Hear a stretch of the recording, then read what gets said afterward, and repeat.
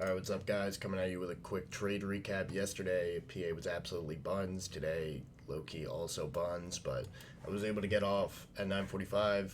Jake and I caught a W 15 minutes into market open, so I'm just gonna show you guys what I was looking at coming in.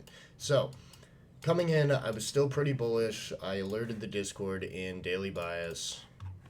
Once again, bullish. Looks like we want all-time highs. Just swept some buy-side liquidity, so London lows could happen, but I believe we'll just keep trending up. So I was looking more into longs. The reason for that is like you go on these higher time frames, like we're inverse. 4 hour was very obvious. We're tapping off this 4 hour gap. We want this high over here. Just seems like overall we were trending bullish, right?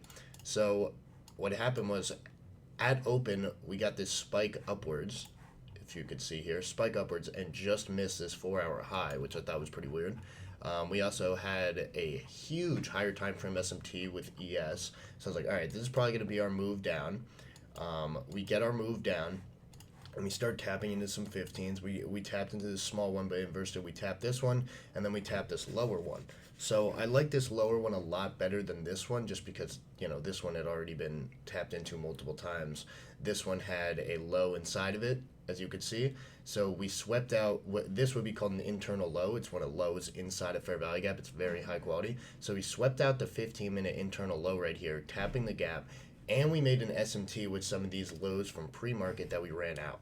So immediately I'm like, all right, if we want longs, it's probably going to happen now back up to this 4 hour. So what do I look for? I look for the highest time frame inversion of the leg. So there was nothing on 5, there was nothing on 3 or 2.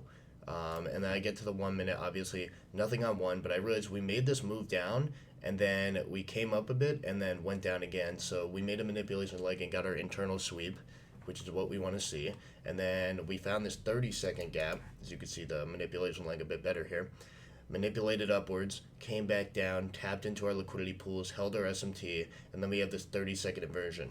The only thing I didn't like about this play was this momentum. We start getting wicky, we start getting choppy, we're not really getting much delivery through our gap, which I didn't love.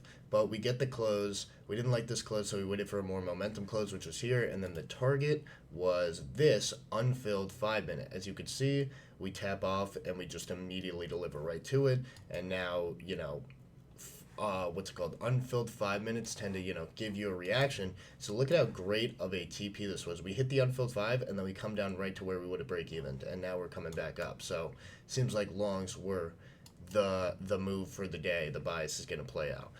But yeah, that unfilled 5 target is just so money. Got about 15 points on this one. Not bad at all. I think my fill was pretty shit. I don't even remember where my fill was, but I think it was pretty ass. But yeah, we got 15, 16 points on it. Pretty obvious. Yeah, just top-down analysis. I found my bias. I'm not married to my bias, but I am more interested to see something that lines up with it. Great SMT, great internal low sweep, internal fucking sweep here on 30-second. Nice inverse with good momentum close. Unfilled 5 minute target. Pretty textbook trade. Done at 9:45. All right, see ya.